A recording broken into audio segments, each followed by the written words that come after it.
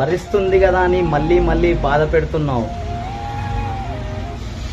నువ్వెంత బాధించినా నీకు కనీసం ఒక్క మాట కూడా ఎదురు చెప్తలేదంటే అది ఆమె అమాయకత్వం కాదు. ఆడదంటే ఆట బొమ్మ, అంతకన్నా కాదు.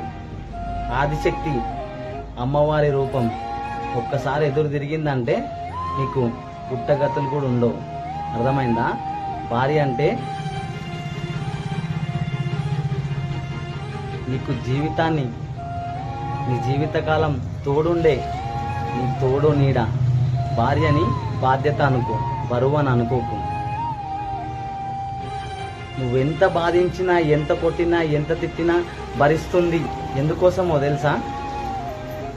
ఎన్ని రోజులకైనా సరే నా భర్త మారుతాడు, నన్ను సంతోషంగా చూసుకుంటాడనే చిన్ని ఆశ ఒక్కసారి ఎదురు తిరిగిందంటే నీకు జీవితమే ఉండదు. జాగ్రత్త.